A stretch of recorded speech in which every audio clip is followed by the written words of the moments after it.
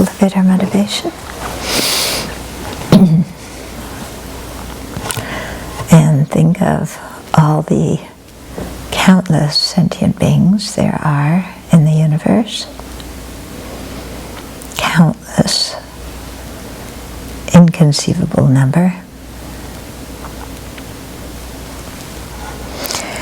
And recall that they've all been kind to us in this life and in previous lives.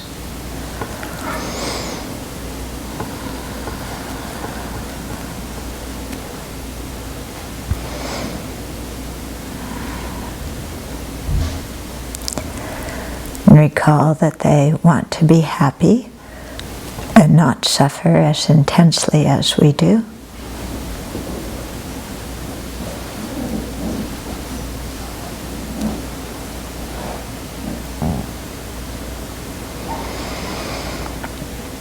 And that there is no good reason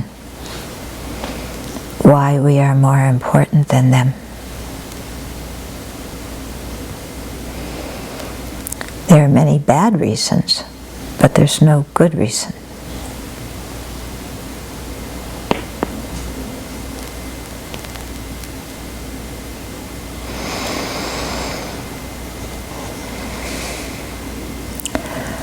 Recall too that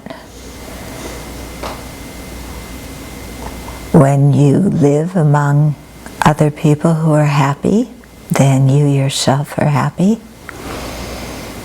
And when you live among other people who are miserable, then you yourself are miserable.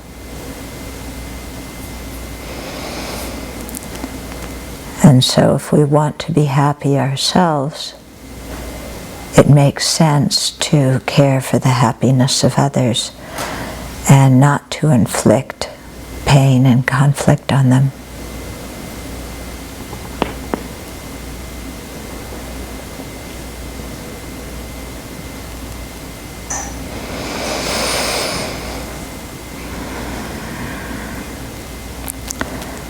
Recall too that as long as we and others are in cyclic existence, there's never, never going to be complete happiness.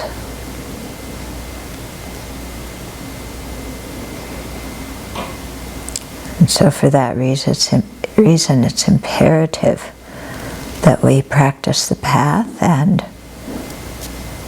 get out of cyclic existence, and that we attain full Buddhahood, so we'll have the capacity to lead others from the burning house of samsara as well. And so with that kind of motivation, then let's listen to the teachings this evening.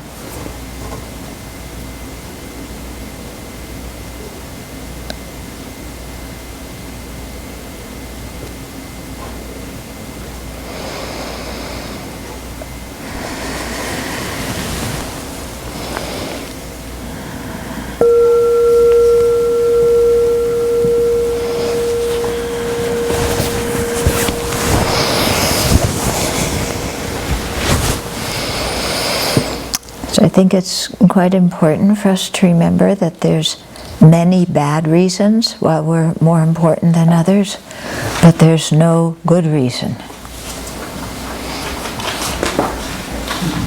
Yeah. Many bad reasons, aren't there?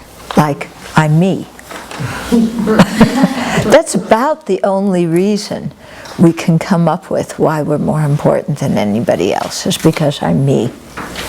Can you come up with any other reasons? And I'm great. I'm me and I'm great. I'm better than them. What other reason do I need? Yeah. Yeah. Yeah. Yeah, I'm me and I'm better than them. Well, I didn't say that, but yeah. So, therefore, I should have the first pick of happiness and others can come along and get the remains. Yeah? That's a good reason? It stinks, doesn't it? It's a horrible reason. And yet that's the reason that we say to ourselves every day when we go about trying to get our way. Yeah? And being unhappy when we don't. And letting others know we're unhappy when we don't. And yet the reason is, totally stupid. And also it's counterproductive, because when we go about, making other people miserable because they aren't giving us our way, then they're miserable, then we live with a bunch of unhappy people. And moreover, because we've made them miserable, they're not going to like us very much. And then we wonder why we feel lonely. Yeah? It's all the function of the self-centered thought. And so that's why, the Shantideva and the Buddha all told us this is the big enemy. Yeah? So we're not bad people because we're selfish. Get rid of that guilt trip of I'm such a bad person because I'm selfish. Because that guilt trip only keeps you stuck in being self-centered. Yeah, so get rid of it. And just see that the self-centered thought is really the one, one of the ones that makes us miserable. And we're tired of being miserable. Aren't you? Mm-hmm. Yeah? Okay, so we have to really remember it. And remember that the source of the misery is the self-centered thought. It is not other sentient beings. Yeah? We can blame other sentient beings. We can blame the external situation. Yeah, but what's it going to get us? Nothing. Problems. More problems. We've been in cyclic existence since beginningless time using that strategy to get happiness, and it hasn't worked. Yeah, so it's time to try a different strategy. Okay, so that goes for our daily life with people, and it goes for our motivation for listening to teachings too. It's not just about me. Okay? Yes? So, let's continue where we left off. We're on 395. Since a thing does not exist, a non-thing cannot exist. Without a thing's existence, how can a non-thing be established? Okay? So a thing is something that is produced, that's impermanent, that's a product of causes and conditions. A non-thing is something that's permanent. Okay? So what this verse is talking about is, since there's not truly existent things, there aren't truly existent permanent things either. Yeah, so since there aren't truly existent functioning things that are changing, there can't be truly existent permanent things that are unchanging. Why? Because permanent things all depend on impermanent things. Okay? Permanent things basically are negations. They're the absence of something, or the opposite of something, or the isolate of something. Okay? So they're mostly negations. In fact, I can't think of something that's not. So to have a negation, you have to have the positive thing that is being negated. Okay? So if there's no positive thing, which are functioning things that are impermanent, that are truly existent, then you can't have truly existent permanent things either. Okay?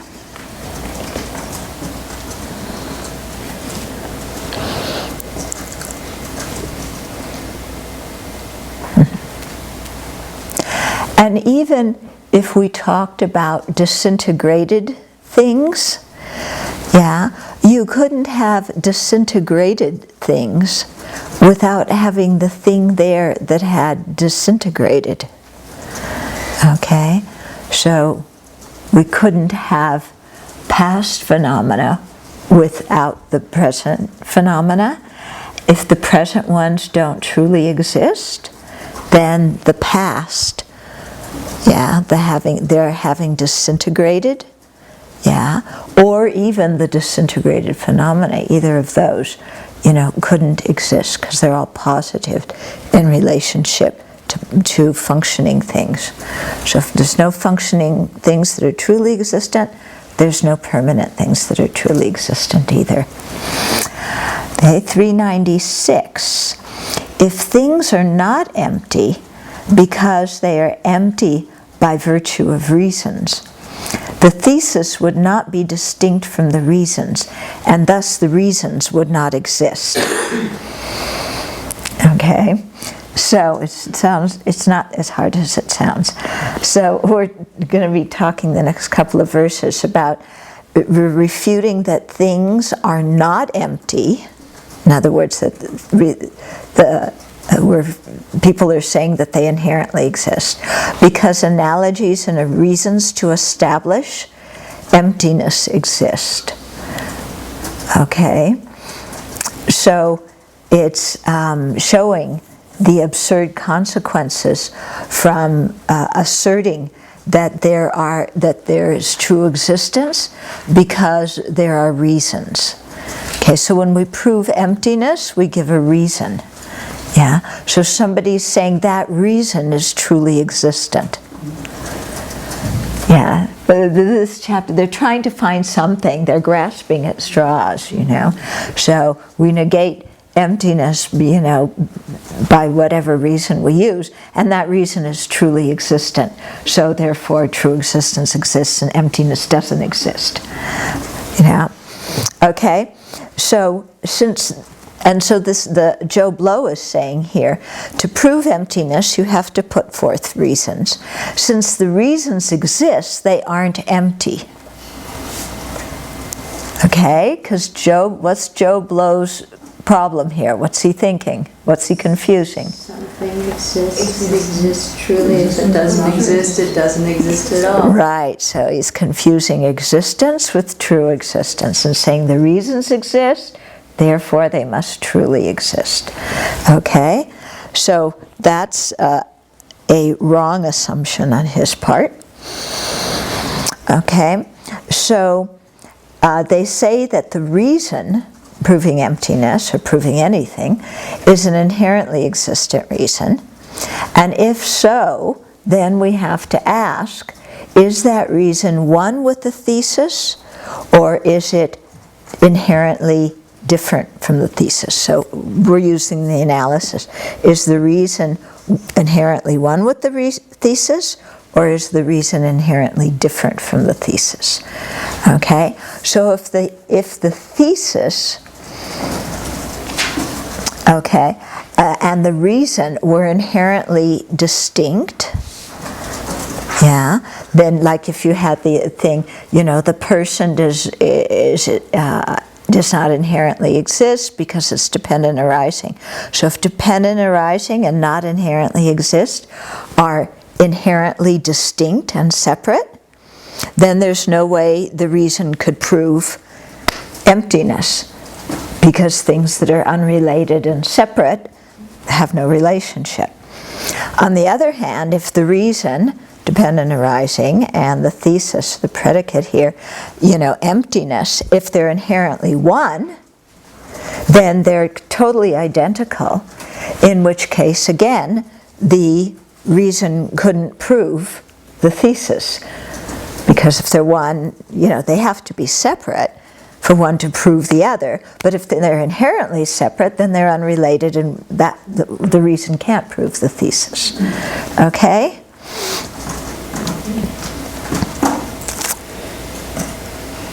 Okay, so the reason and the thesis aren't inherently one, they aren't inherently different.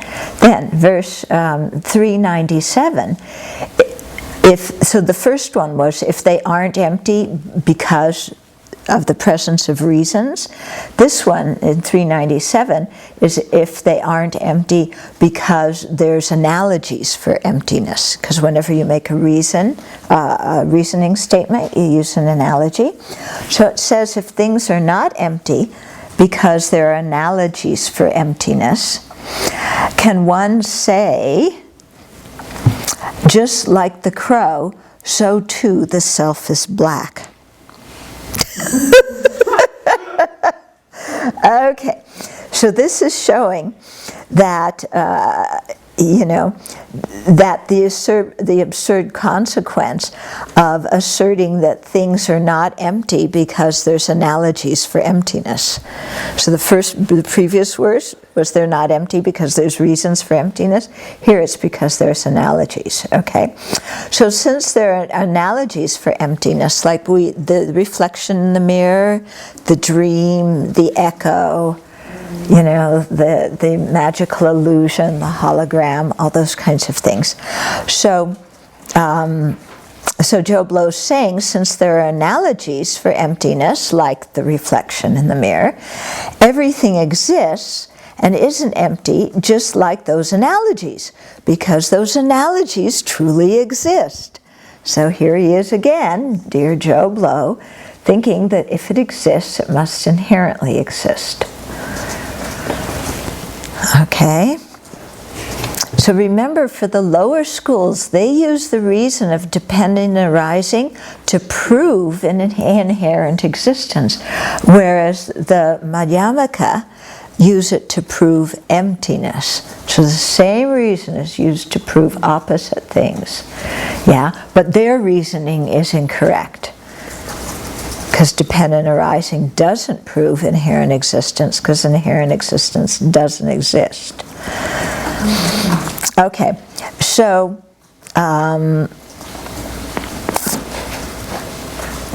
again we're in the same thing, that if the analogy, like the reflection in the mirror, if that inherently exists, then is it inherently one with the thesis or inherently different from the thesis? And again, we have the same problem. If it's totally different from the thesis, it can't be an analogy that helps you to understand the thesis.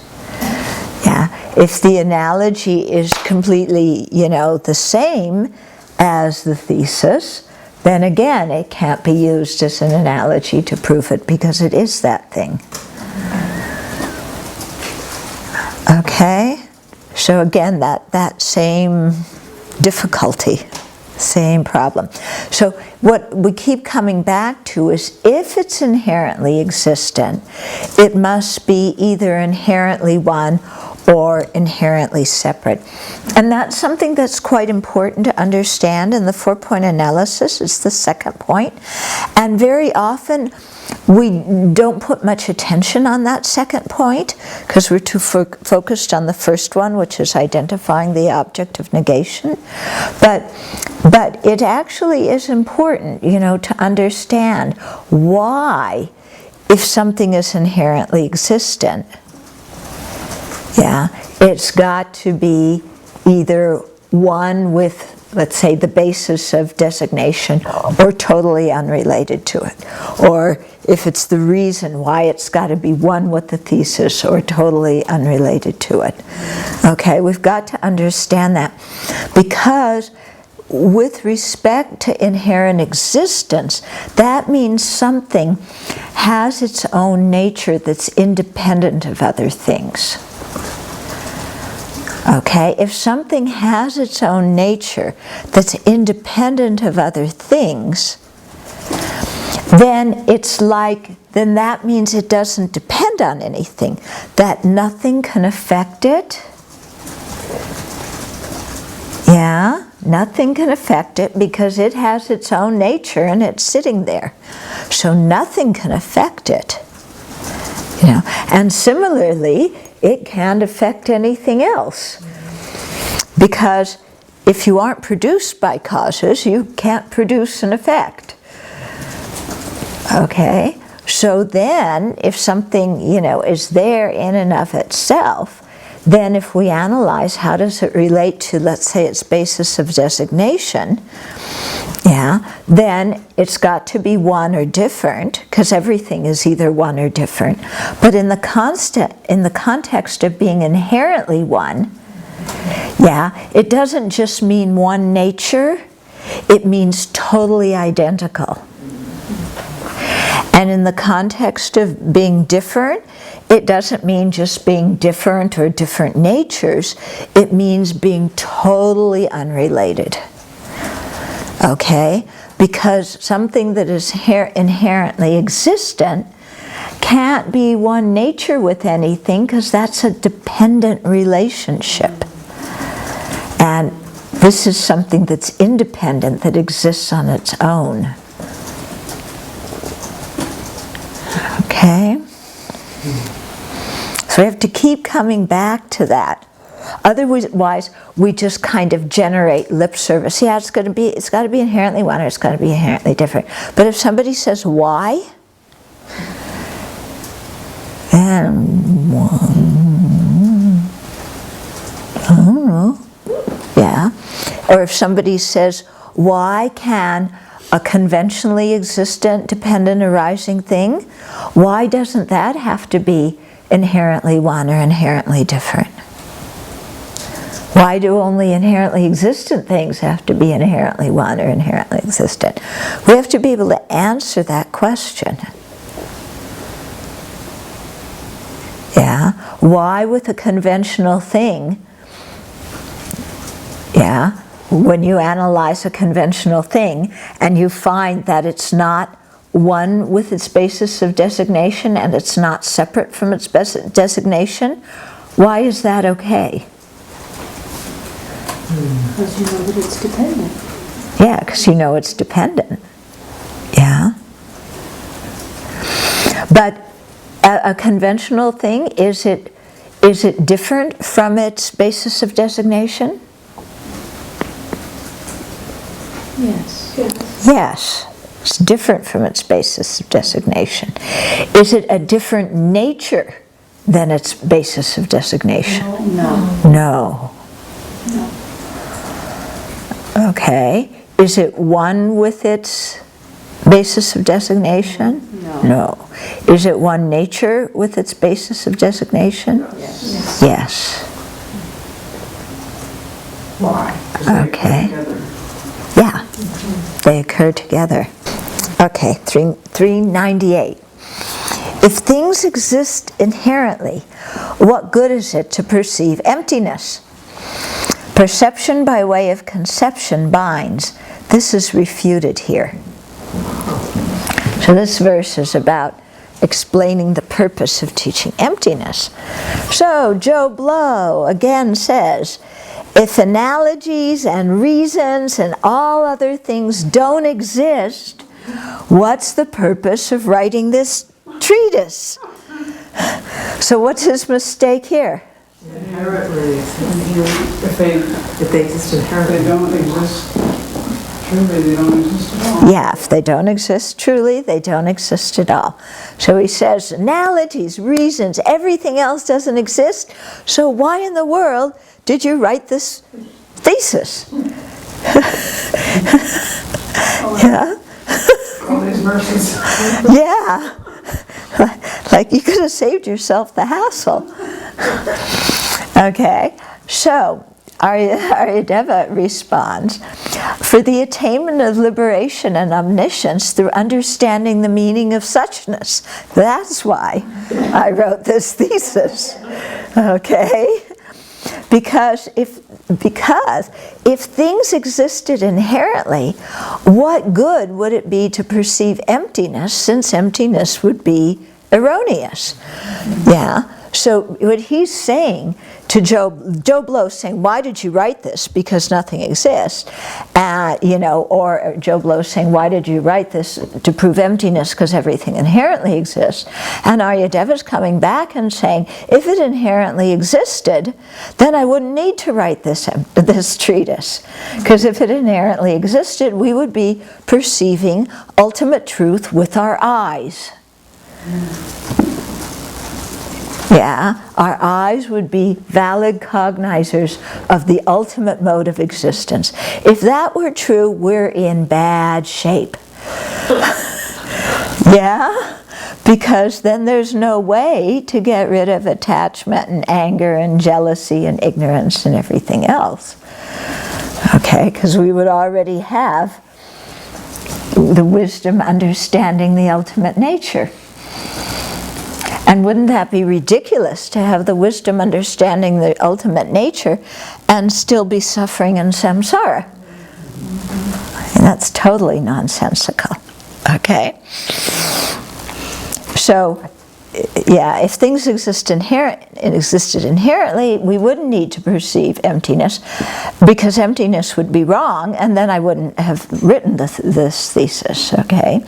But believing in inherent existence causes us to wander in samsara, while understanding that all phenomena are empty brings liberation. Yeah. As long as we have conceptions clinging to true existence, we will be bound in samsara. Okay. Therefore, in this treatise, the truly existent person and truly existent aggregates, which are the objects, the referent objects of the grasping of true existence, are refuted by extensive reasonings. So he's refuting the conceived object of the grasping at true existence by using many, many reasonings. And that's what these last 8 of the 16 chapters have been about. Then there's a sutra quotation that says all phenomena are empty in that they do not exist inherently. So this treatise is for that reason.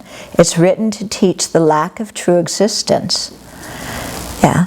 And that lack of true existence does not contradict our system's acceptance of dependent arising. In other words, things can lack true existence and still arise dependently. In fact, if they were truly existent, they couldn't arise dependently, because truly existent things don't depend on anything else. They have their own nature, their own entity, they're independent. Okay, 399. To say one exists and the other does not is neither reality nor the conventional.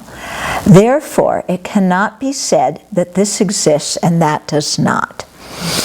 Okay? So this is showing that conceptions of the extremes of existence are erroneous. So this is a refutation of the Chitta-madra, and it points to the question that you've been asking. Okay?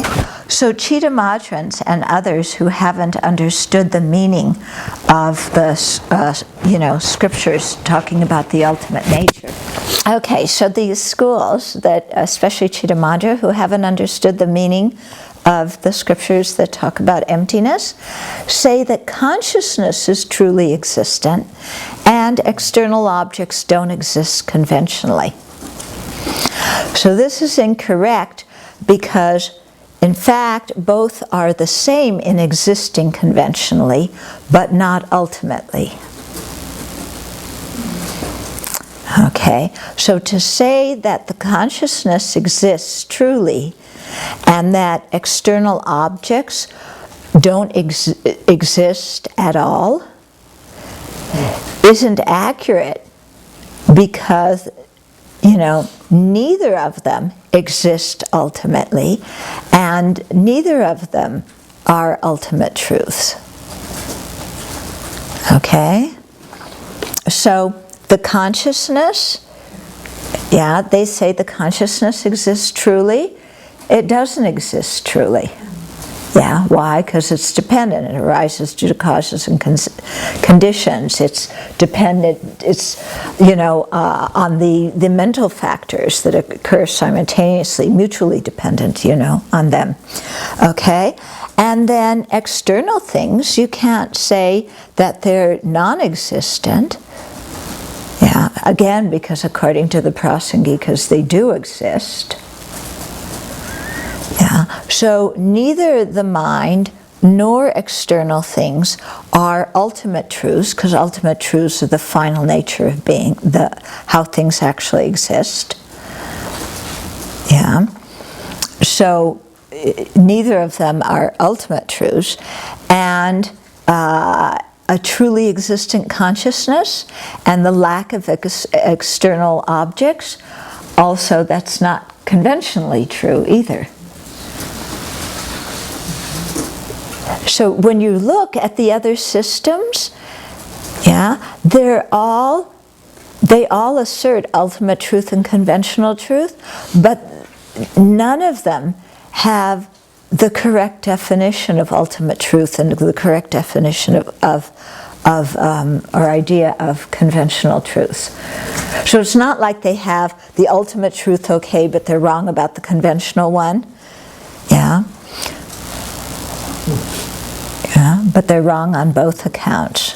Okay, so so that presentation isn't a presentation of the ultimate, and it's not a presentation of the conventional, because both of them exist both the consciousness and external objects exist conventionally and are conventional truths.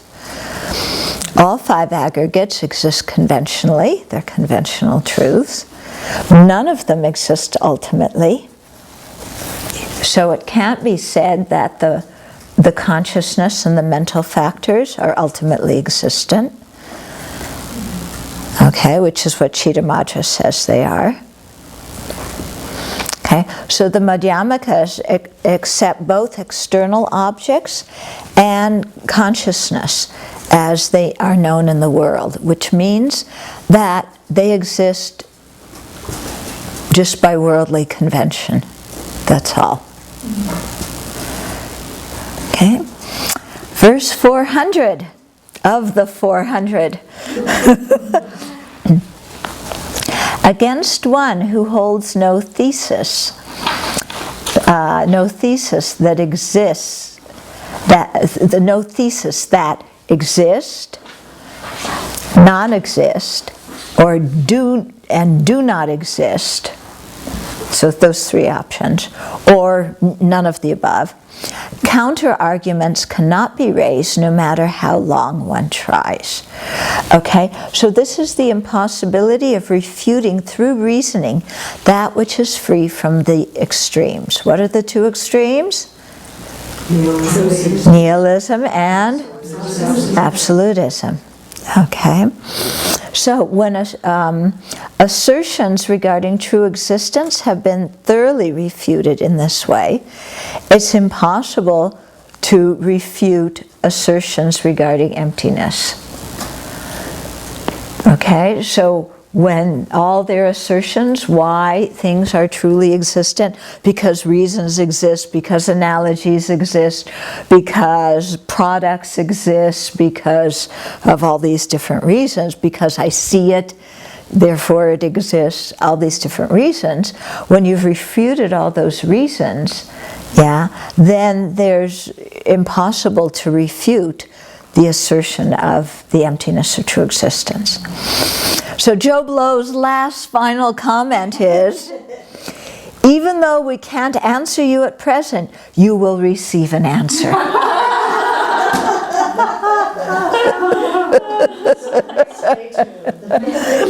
And Aryadeva's response is, that is a futile hope, Joe Blow. If we held a faulty thesis, it could be refuted by proving its opposite. like you've been trying to do, okay? And you would be able to prove inherent existence, yeah? But no Madhyamakas hold erroneous theses that things inherently exist or are totally non-existent, or that things, non-existent things, are inherently both existent and non-existent, or neither. Yeah, Madhyamakas don't hold any of those wrong views. So no matter how hard you try, you can't put forth any counter-argument that is going to negate what we're asserting. Okay, so refuting the proponents of emptiness is as impossible as drawing pictures in space or causing space pain by beating it with an iron bar.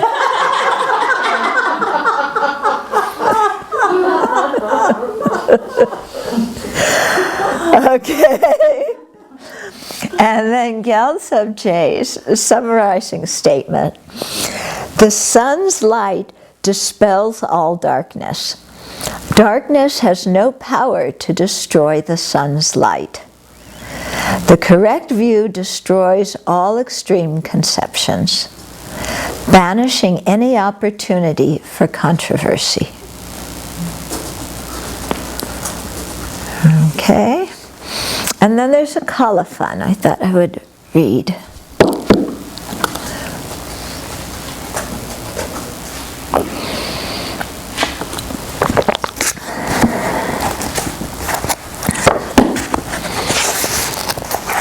Okay.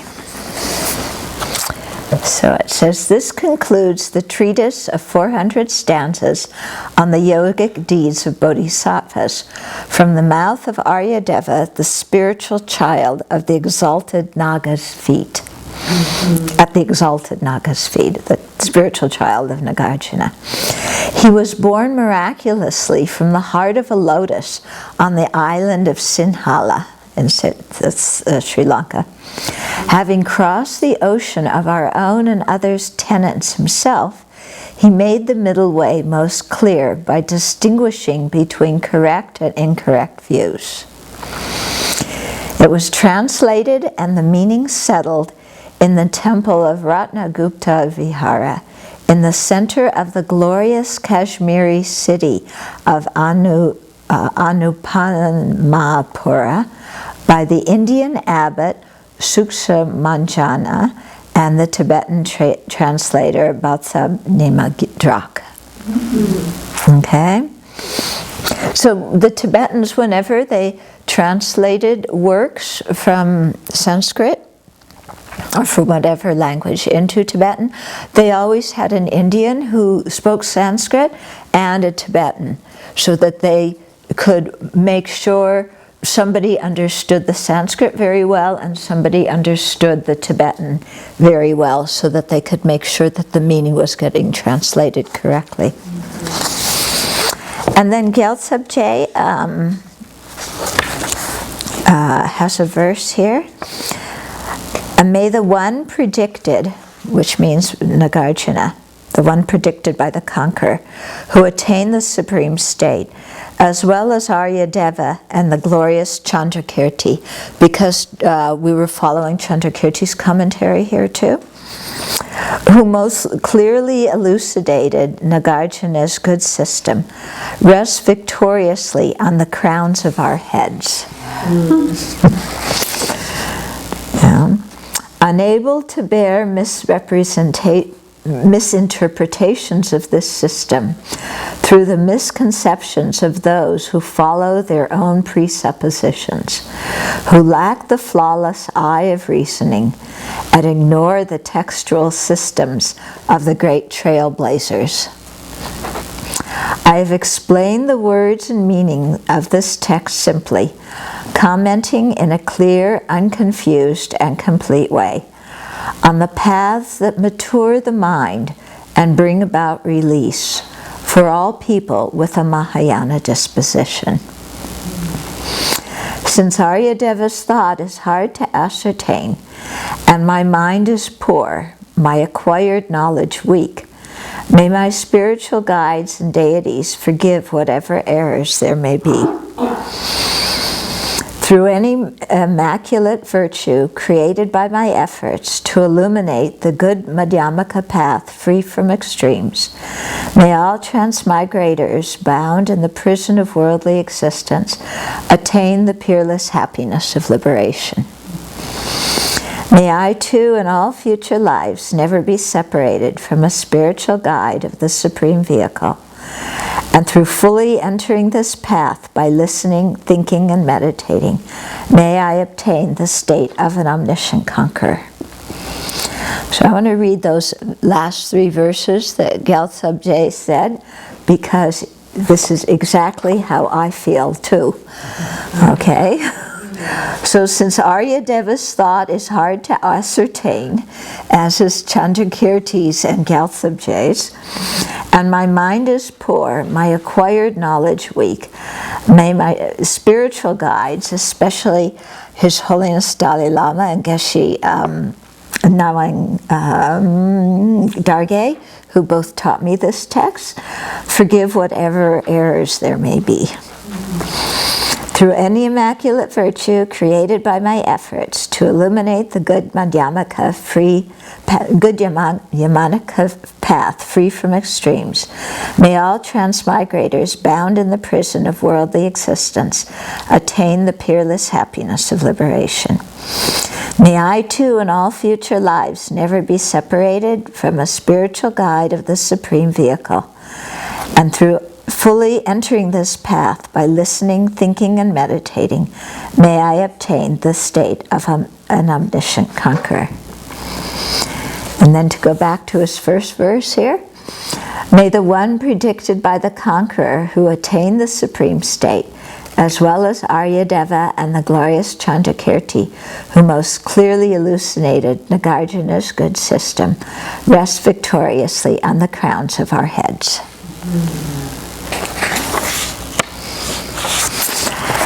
And then it's always a custom to start at the beginning again. So I'll just read I'll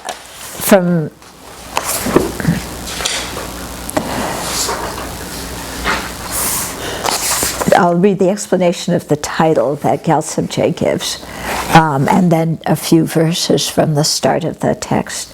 So in Sanskrit, ka sata ka kasa Shrakari Kanama, that's the title.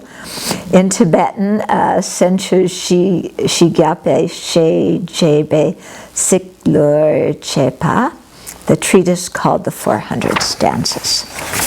And then the first verses here. If those whose Lord is death himself, ruler of the 3 worlds without a master, sleep soundly like true vanquishers, what could be more improper? Those who were born only to die, and whose nature is to be driven, appear to be in the act of dying, and not in the act of living. You see the past as brief, yet see the future differently. To think both are equal or unequal is clearly like a cry of fear. Sickness can be cured and aging treated, therefore you do not fear them. Yet there is no cure for the last ordeal, thus obviously you fear it. Like cattle intended for slaughter, death is common to all. Moreover, when you see others die, why do you not fear the Lord of Death?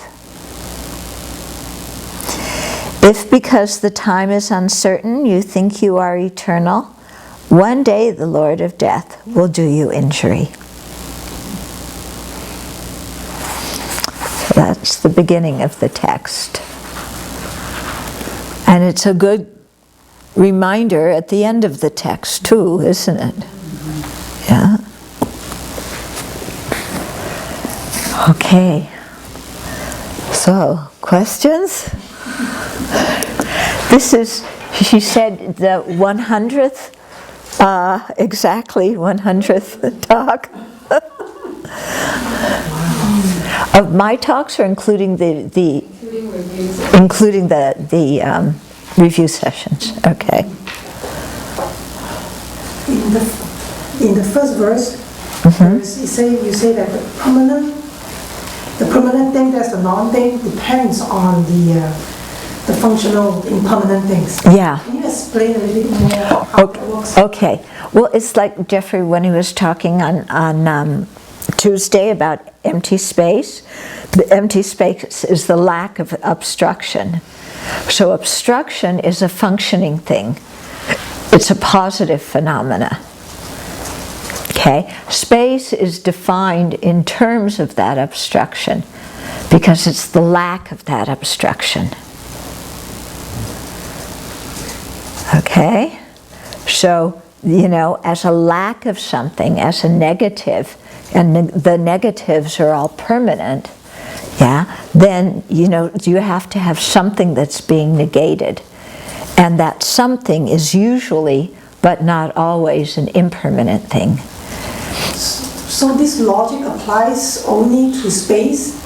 No. For example, emptiness, is also permanent. It's a negation. Emptiness isn't posited dependent on a functioning thing. It's posited in dependence on what's non-existent, which is inherent existence. But again, it's a negation. Or if we said, it's another permanent thing, the opposite of being an elephant. Okay? So, to know the opposite of being an elephant, the whole category would be permanent. Then would be defined in terms of elephant. It's negating elephant. Why would the opposite of elephant permanent? Okay, because, let's just say non-elephant. Okay, non-elephant means everything that is not elephant. Okay, we're negating elephant, so everything that's not elephant. So among the things that aren't elephant, there's some impermanent things like the computer, but there's many, many permanent things as well. Okay? So, or like true cessation. True cessation is there's different ways of defining it. One way of defining it is the absence of ignorance, anger, and attachment in such a way that they can never arise again. So ignorance, anger, and attachment exist. They're functioning things.